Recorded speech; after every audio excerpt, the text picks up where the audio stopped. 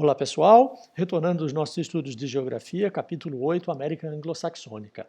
Na aula passada, paramos na discussão das pirâmides etárias de Estados Unidos e Canadá, dando sequência então a partir da aula de hoje, página 170, Diversidade Étnico-Cultural na América Anglo-Saxônica. Precisamos chamar a atenção aqui basicamente para três conjuntos étnicos.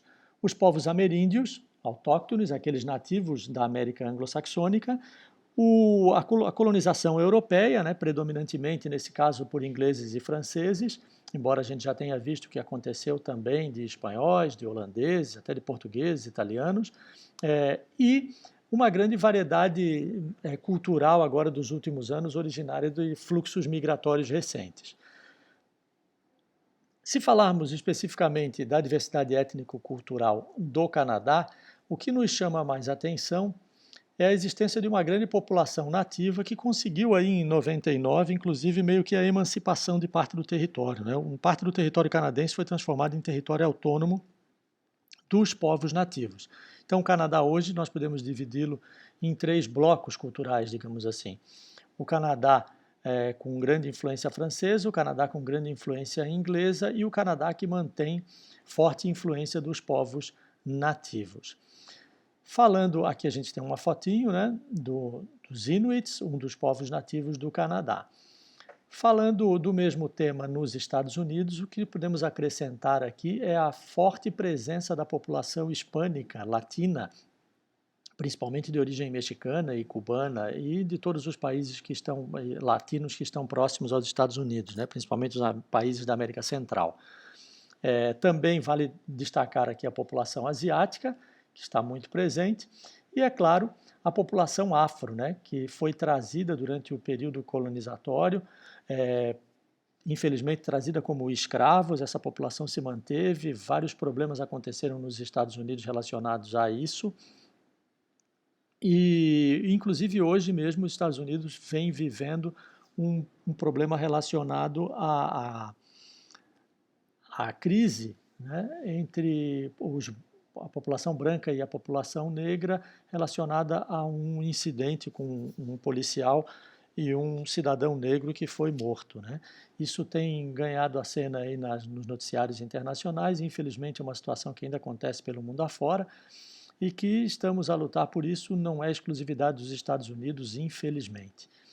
Seguindo, características então econômicas da América anglo-saxônica, precisamos chamar a atenção aqui de que estamos falando de Estados Unidos e Canadá. Estados Unidos é a grande potência mundial atualmente.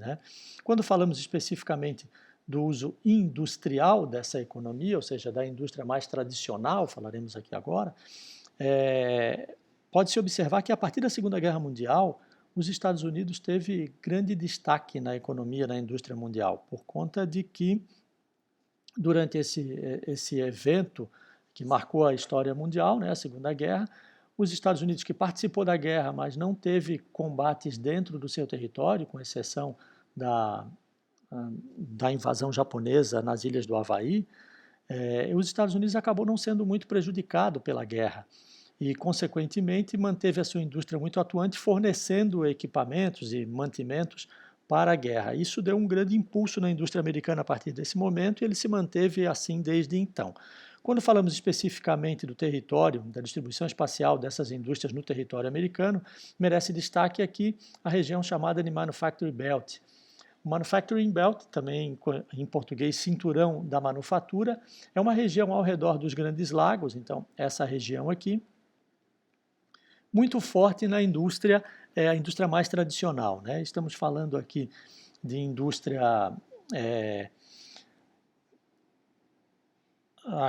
aqui automobilística principalmente, indústria automobilística muito forte nessa região, mas os Estados Unidos um país multifacetado no campo da indústria, muito forte no petróleo também, vou deixar o mapa inteiro aqui aparecendo na tela, a gente tem a indústria aeronáutica, mas nessa região aqui a gente tem a indústria agroalimentícia por boa parte do centro dos Estados Unidos, indústria de armamentos também nessa região mais ao oeste dos Estados Unidos e ao norte, a indústria automobilística muito forte, bebidas, eletrônico também, eletrônico aqui na região da Califórnia, principalmente nessa região aqui, a indústria farmacêutica, gás, enfim, a indústria do petróleo, né, muito presente também nos Estados Unidos, uma variedade industrial muito grande.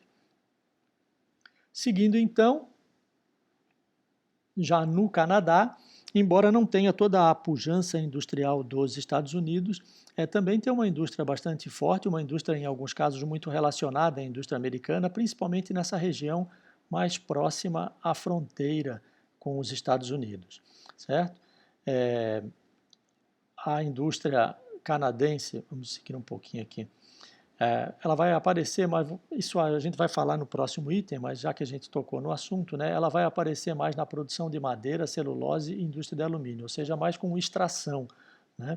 E quando a gente falar do agro ali, da agroindústria no Canadá, isso vai ficar mais presente. Seguindo. Uso agropecuário, então, do espaço.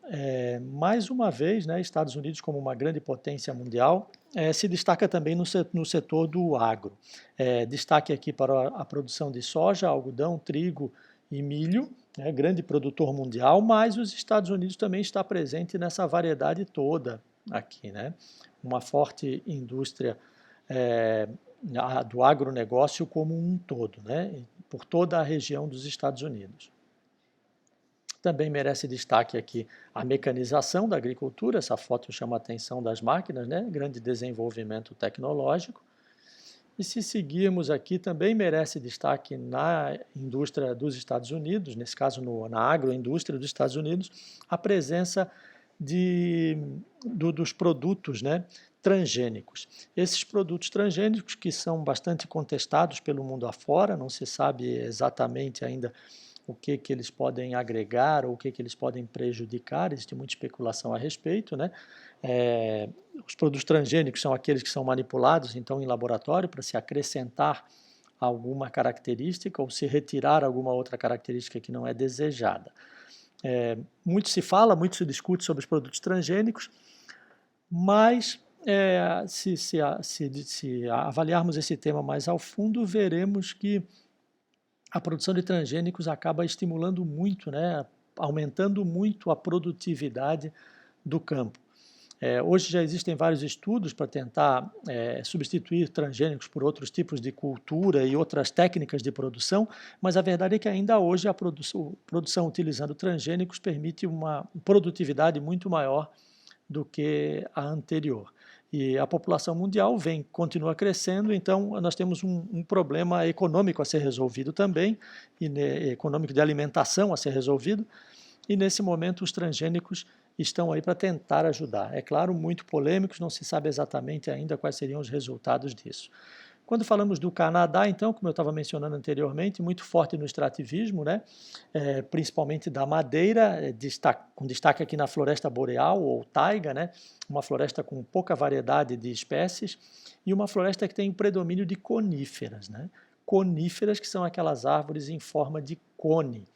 E essa é uma adaptação natural para ambiente de clima frio, né? Em forma de cone, porque imaginem uma grande nevasca, uma árvore em forma de cone, ela tende a escorrer a neve por ela, né? Se pensarmos numa árvore tradicional aqui nossa, de um clima tropical, por exemplo, uma amendoeira, essa que tem a copa larga, vamos pensar na figueira lá da Praça 15, em Florianópolis, né? Uma árvore que tem a copa bastante larga e numa situação de neve muito intensa, ela pode até vir ao chão por causa do peso da neve.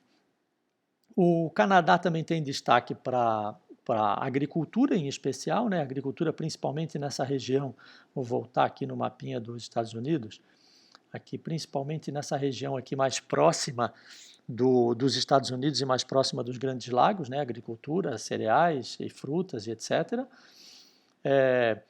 Também que é a região da planície do Rio São Lourenço, que a gente falava na aula anterior, né?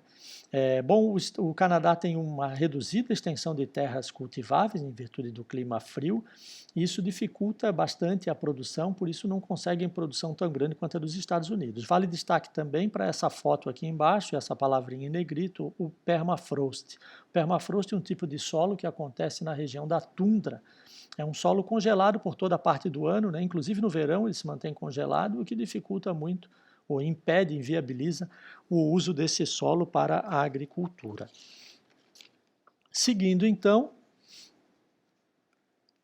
produção em ciência e tecnologia, né? Falamos da produção da indústria mais tradicional, da indústria do agro, ou seja, o agronegócio, e agora mais especificamente da indústria da ciência e tecnologia.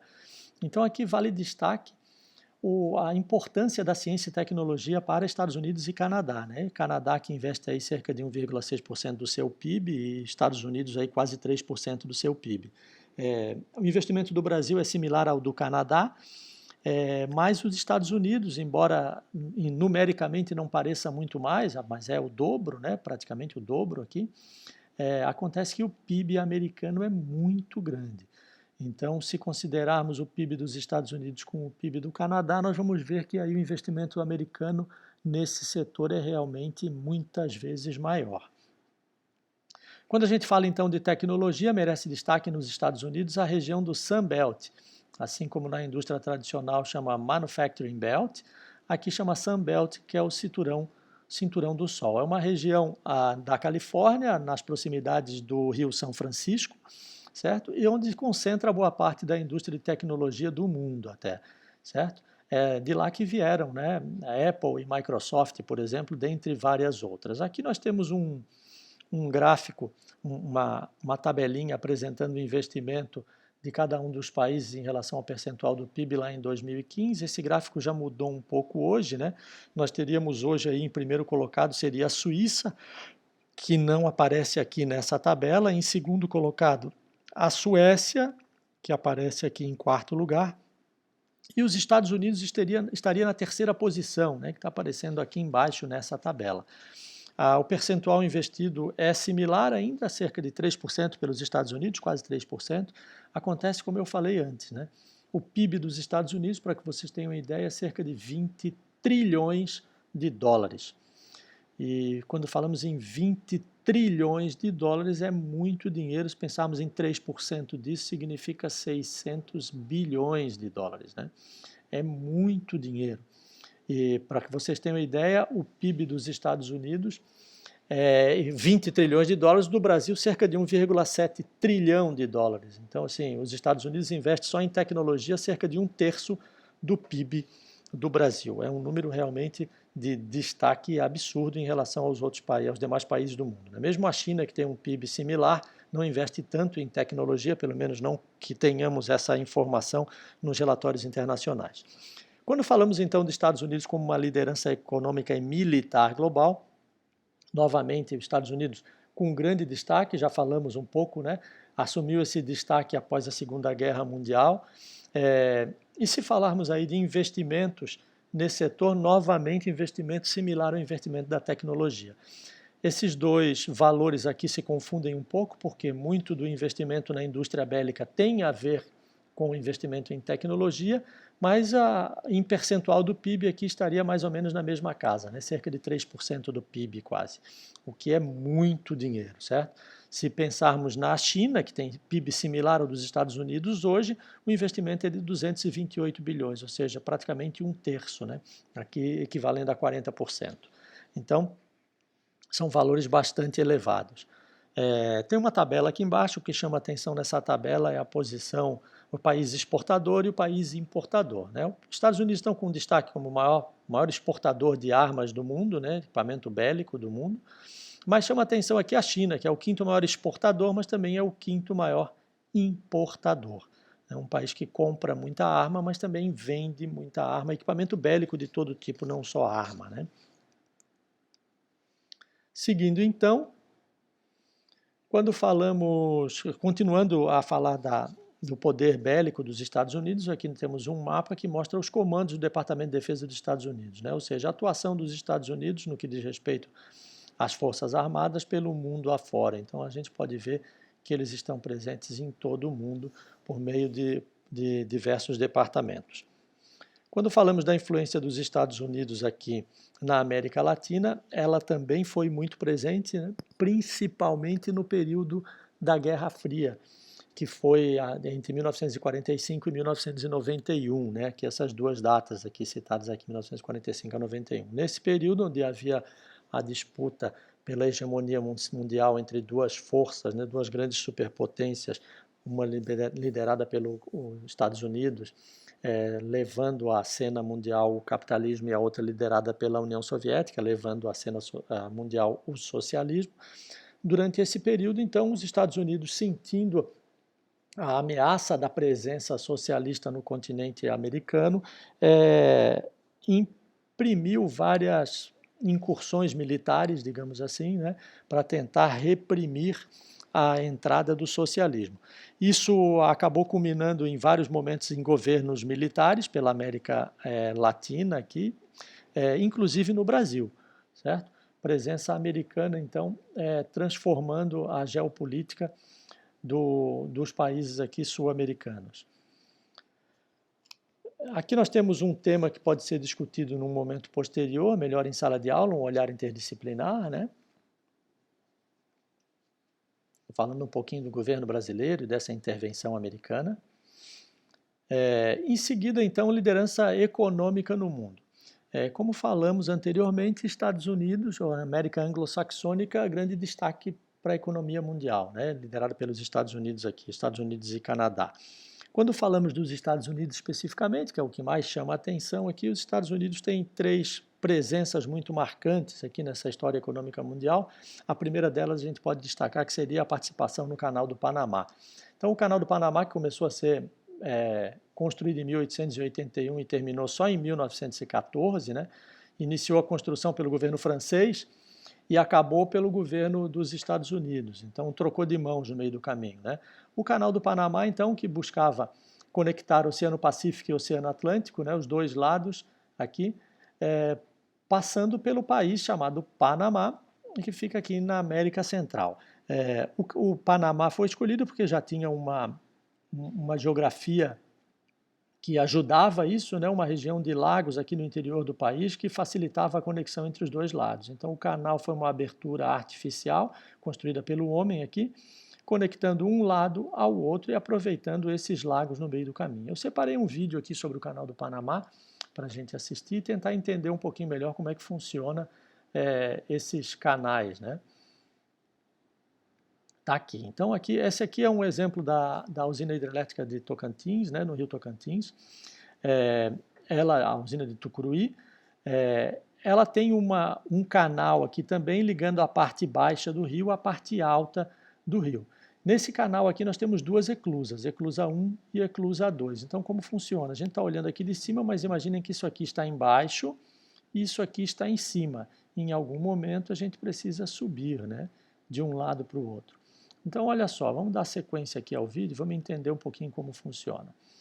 Olha lá, num corte esquemático, né, a parte de baixo e a parte de cima, um navio vem, então a gente tem 74 metros de desnível, né, aqui, daqui para cá. O navio vem e entra nessa parte do elevador aqui, digamos, certo? Esse elevador é preenchido de água, o navio então sai daqui, vem para esse elevador, fecha a porta, o elevador também é preenchido de água, abre essa porta aqui e o navio passa para o lado de lá. Isso acontece para os dois lados, nós temos aqui um esqueminha animado para nos ajudar a entender. Então o navio está entrando aqui na parte de baixo, entrou, fechou a porta, esse elevador está sendo preenchido de água e o navio então, essa porta abre e ele vem para a parte de cima. Essa é uma barcaça carregando provavelmente cereais, é um desenho, né? Mas temos aqui um rebocador empurrando, vai entrar na próxima eclusa, né, o próximo elevador, digamos assim, as portas se fecham, essa eclusa é preenchida de água até em cima, isso vai levantando o navio, abre a porta de saída, o navio então chegou na parte mais alta. E assim acontece tanto para ir quanto para voltar, né? Uma hora o navio está subindo, outra hora o navio está descendo. Aqui a gente mostrou a atuação de duas eclusas. No Canal do Panamá existem 3 eclusas, certo? Vamos voltar para lá. Esse é um caso do Brasil, como eu falei. Voltando aqui. No caso do Canal do Panamá, nós temos 3 eclusas. As eclusas são Gatún, Pedro Miguel e Miraflores, aqui, né? Canal do Panamá, aqui nessa região. Interessante chamar a atenção também que a partir de 1977, né, quando os Estados Unidos terminou a conclusão do Canal do Panamá, que foi em 1914, os Estados Unidos assumiu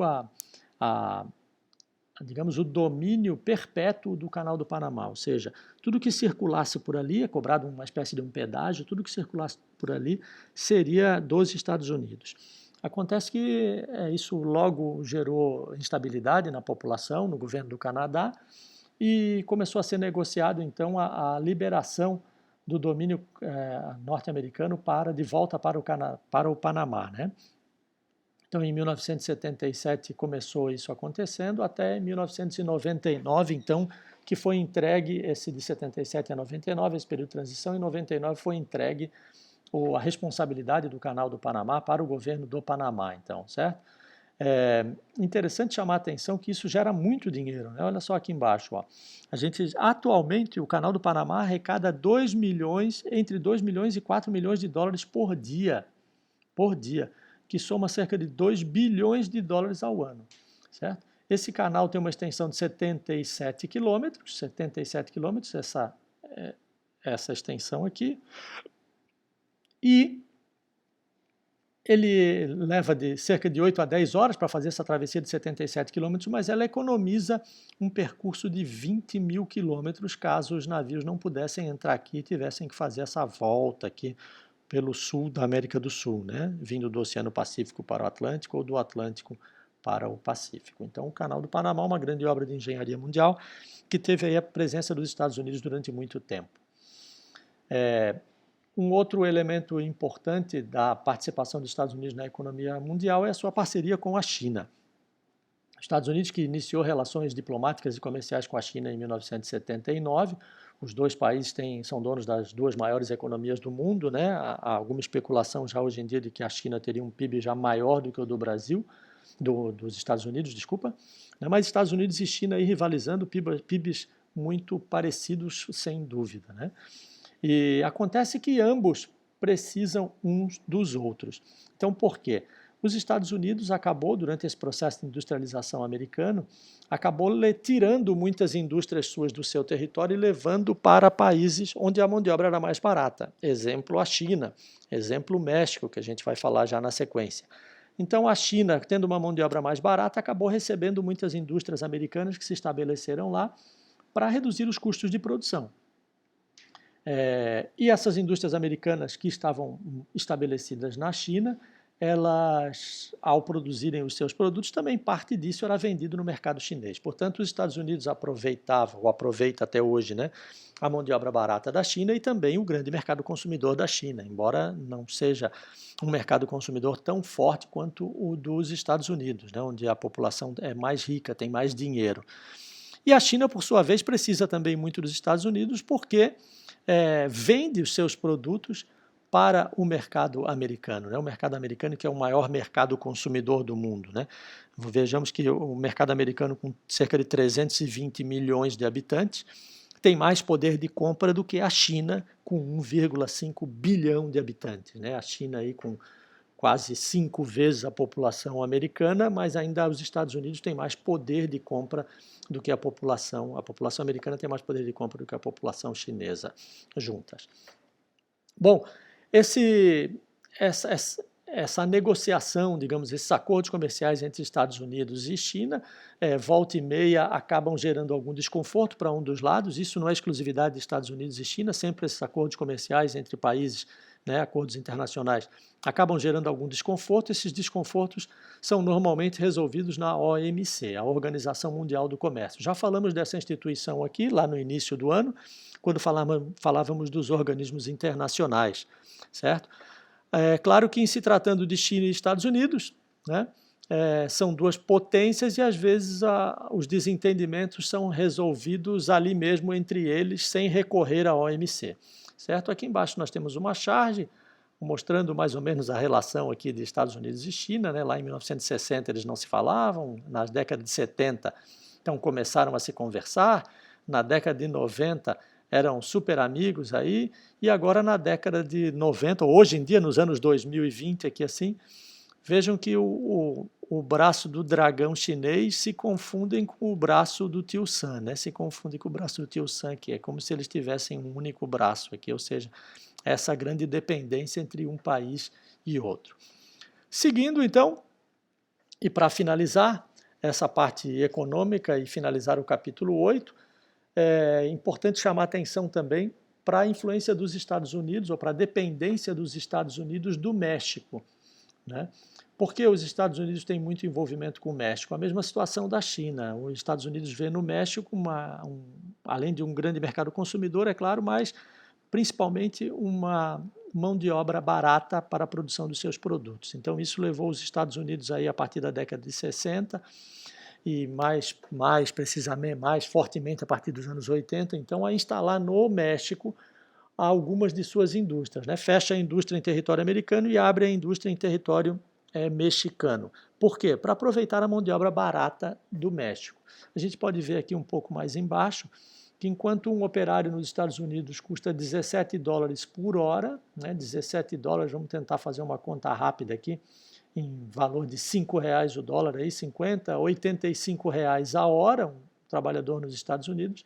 No México, o trabalhador recebe para fazer o mesmo serviço $1,50 a hora, que daria aí R$7,50. Então, de 85 para 7,50.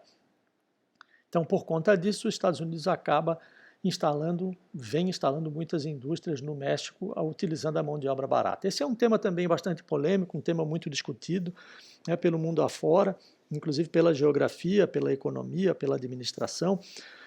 Acontece que é difícil mudar essa situação muito rapidamente, é algo que precisa de uma reestruturação geral. Imaginem vocês que o resultado final disso é preço de produto, para nós, né, para o mercado consumidor, o resultado final é preço de produto.